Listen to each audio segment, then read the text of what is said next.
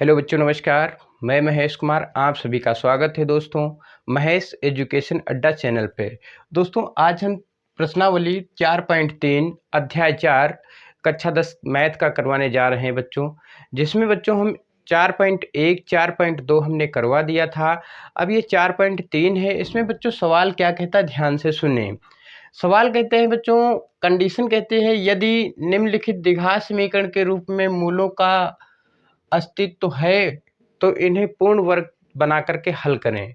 तो सबसे पहले पूर्ण वर्ग समझेंगे क्या होता है, और अस्तित्व है या अस्तित्व नहीं है इसके बारे में पहले क्लियर कर लेते हैं कि कैसे हम पहचानेंगे अस्तित्व है या अस्तित्व नहीं है। तो उसके बारे में हम बच्चों डिस्कस करते हैं। अस्तित्व कैसे पहचानेंगे, तो अस्तित्व के लिए कुछ कंडीशनें बच्चों हैं। सबसे पहले आपको पता होना चाहिए द्विघात समीकरण किस रूप में होता है। तो हमें पता है द्विघात समीकरण बच्चों ax² प्लस का bx और प्लस का c बराबर 0 इस रूप में होना चाहिए, जिसे द्विघात समीकरण कहेंगे। दूसरी कंडीशन बच्चों आती है इसी में, a का मान कभी 0 नहीं होना चाहिए, यानी a ≠ 0 है ना बच्चों। अब जब ऐसा आ जाएगा, इससे हम तुलना करेंगे, फिर बच्चों हमें निकालेंगे विवेक्तर।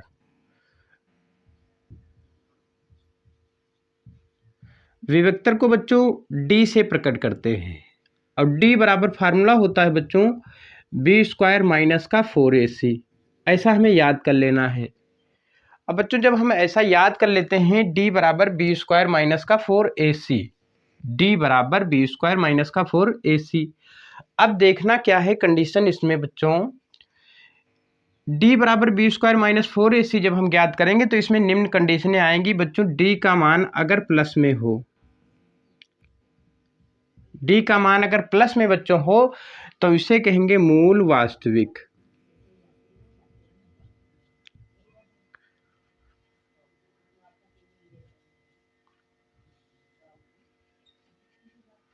मूल वास्तविक।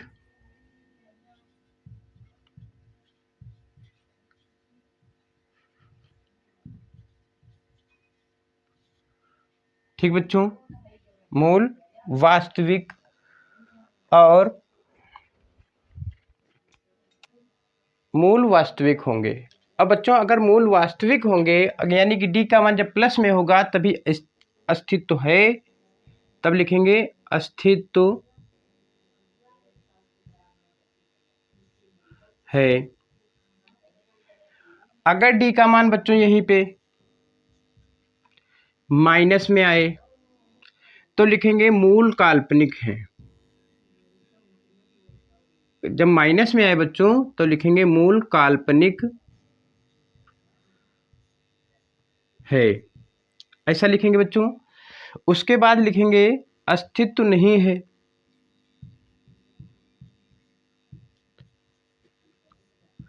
अस्तित्व नहीं, ऐसी कंडीशन हम पहले लिख लेते हैं। अब बच्चों हम सवाल लेते हैं उसके बारे में, फिर उस पर चर्चा करते हैं। तो सवाल देखिए, पहला सवाल क्या दिया है।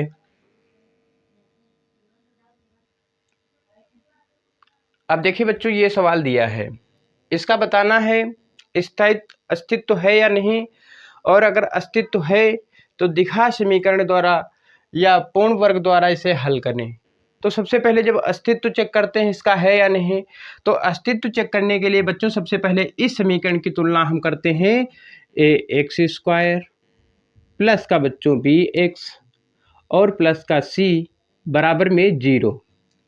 अब बच्चों ध्यान दें, जिसके ऊपर जो संख्या लिखी है वही उसका मान होगा। a के ऊपर क्या लिखा है, तो a के ऊपर बच्चों 2 लिखा है, यानी यहाँ से पता चला a बराबर हम 2 लिख सकते हैं। b के ऊपर बच्चों 7 लिखा है, वो भी काहे का, तो कहेंगे b के ऊपर माइनस का 7 लिखा तो b का मान 7 हो गया। अब c के ऊपर बच्चों 3 लिखा है तो c का मान 3 हो गया। इतनी बात समझे। अब अस्तित्व इसी का बच्चों अस्तित्व जानने के लिए, अस्तित्व है या नहीं है, तो अस्तित्व जानकारी के लिए हमने क्या बताया कि इसमें जो है बच्चों, इसके हम फार्मूले में पुट करते हैं। तो फार्मूला क्या था अस्तित्व चेक करने का बच्चों, d बराबर b² माइनस का 4ac। अब इसमें हम रखते हैं वैल्यू, तो d बराबर बच्चों बी की जगह हम क्या लिख सकते हैं, तो -7 लिख सकते हैं और इसका स्क्वायर करेंगे। फिर काहे का निशान, तो माइनस का निशान। फिर 4 बच्चों, ए की जगह बच्चों हमने लिखा 2 और सी की जगह हमने लिखा बच्चों 3। लिख लिया। अब डी बराबर बच्चों ध्यान दो, -7 का स्क्वायर है, यानी -7 कितनी बार, स्क्वायर का मतलब 2 बार। माइनस माइनस हुआ प्लस और 7 सती 49, यानी बच्चों यहाँ पे 7 का स्क्वायर किया तो 49 लिखा। फिर माइनस का 4 दूनी 8, 4 दूनी 8 त्रिक 24। बात समझे बच्चों। यहाँ डी बराबर 9 से 4 गए 5 बचे, 4 से 2 गए 2 बचे। डी का मान जो बच्चों आया वो 25 आया। अब जब डी का मान आया 25 और वैल्यू आई प्लस में, प्लस में होगा तो पहली कंडीशन कि इसका अस्तित्व है।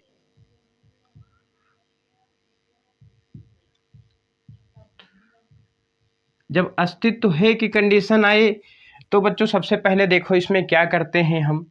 अब इसका निकालेंगे बच्चों, जो समीकरण था उसको पूर्ण वर्ग द्वारा बनाकर हल करेंगे। तो सबसे पहले देखो सवाल उतार लेते हैं, 2x² प्लस का माइनस का बच्चों 7x और प्लस 3 बराबर 0।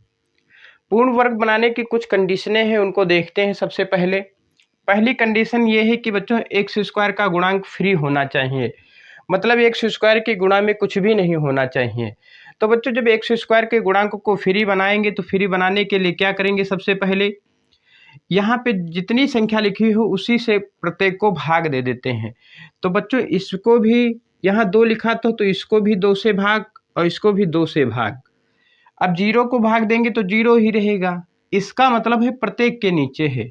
तो यहाँ लिखेंगे बच्चों 2x² बटे में 2 माइनस 7x बटे में 2 प्लस का 3 बटे में 2 बराबर में 0। बच्चों 2 से 2 कट गया, यहाँ पे जो आया x² माइनस का 7 बटे 2x प्लस का 3 बटे 2 बराबर में 0। अब बच्चों ऐसा जब आया तो सबसे पहले क्या करेंगे, एक बात ध्यान रखना, लिख लो चाहे लिखना चाहो तो बीच वाले पद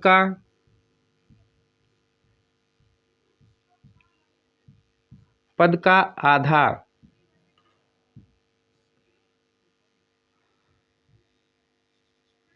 उसी का वर्ग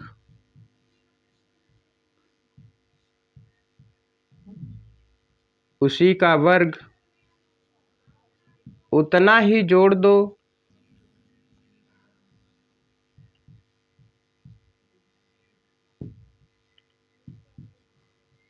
उतना ही घटा दो।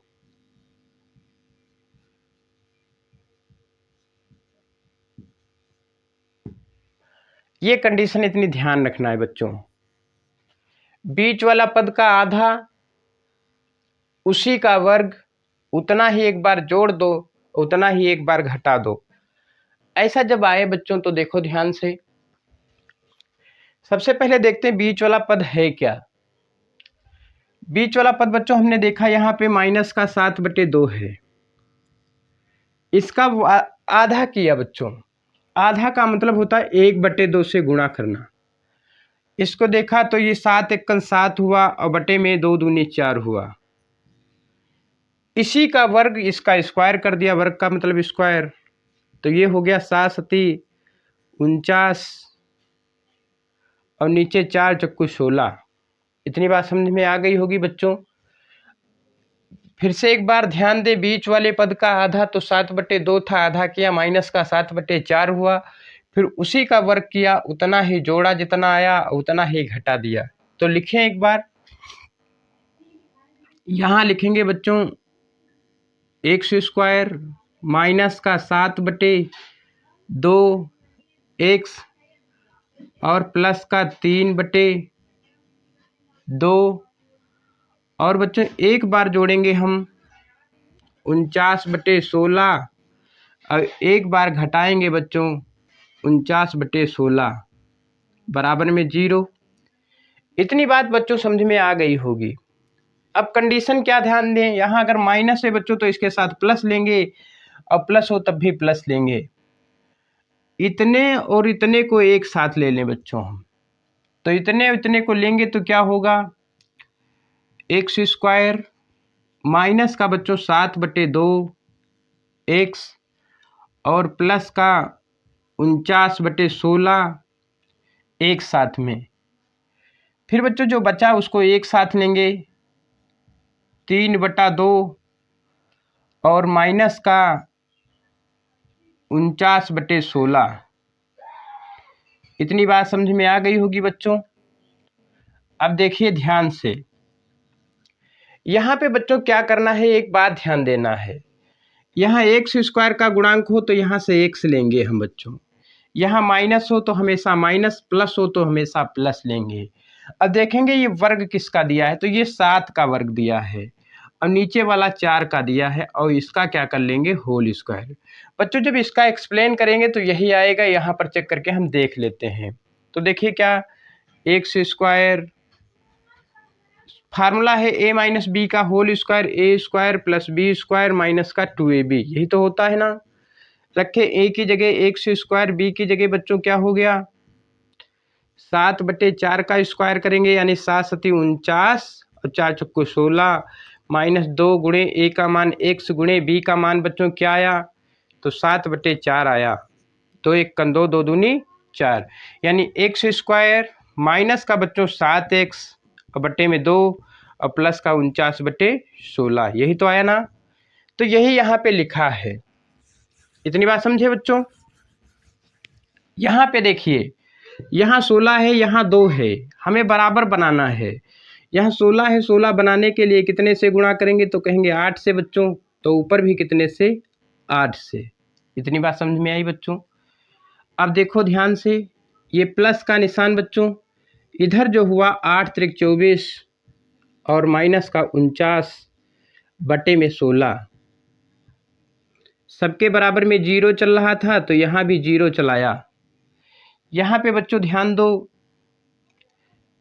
x - 7/4 का होल स्क्वायर और प्लस का बच्चों, देखिए 49 से 24 जाएंगे तो बच्चों माइनस के 25 बचेंगे, बटे में 16 बराबर में 0 बचा बच्चों। इतनी बात समझ में आ गई होगी। अब बढ़ते हैं आगे।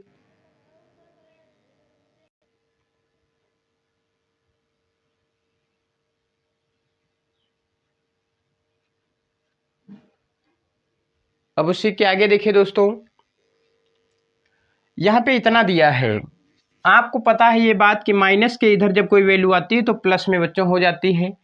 यहाँ पे हमने लिखा x - 7/4 का होल स्क्वायर। अब बच्चों ध्यान दें, ये माइनस का जब बराबर के इधर आया तो ये हो गया बच्चों 25/16।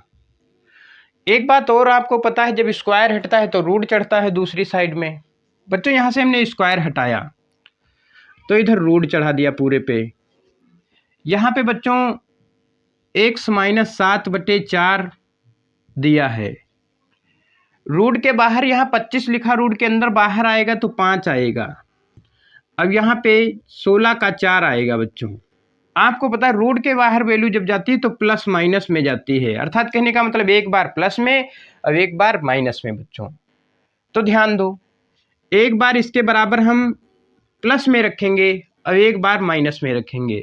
जब प्लस में रखेंगे बच्चों तो देखो क्या आएगा, x - 7/4 बराबर में 5/4।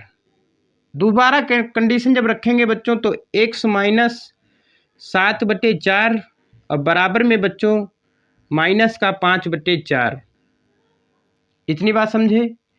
यही बात आगे देखिए बच्चों, x - 7/4 बराबर में बच्चों 5/4 है, माइनस का 7/4 इधर आएगा बच्चों तो प्लस का हो जाएगा 7/4। इतनी बात समझे बच्चों।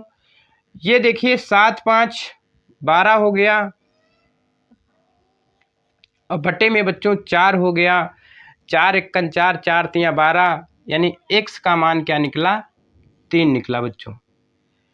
यहाँ पर यही चीज़ देखते हैं बच्चों, x माइनस 7/4 बराबर में बच्चों माइनस का 5/4, माइनस का जब बच्चों इधर आएगा तो प्लस का हो जाएगा 7/4। यहाँ पे बच्चों 7 प्लस का है, 5 माइनस का है, 7 से 5 गए, कितने बचे, 2 बचे। अब बटे में 4, 2 एकन 2, 2 दूनी 4, x का मान बच्चों जो आया वो 1/2 आया। इतनी बात समझ गए। 2 मूल निकालना था, दोनों मूल हमें प्राप्त हो गए। इसमें किसी प्रकार की कोई समस्या नहीं रही होगी मित्रों। इसका स्क्रीनशॉट लीजिए और मिलते हैं अगले क्वेश्चन पे।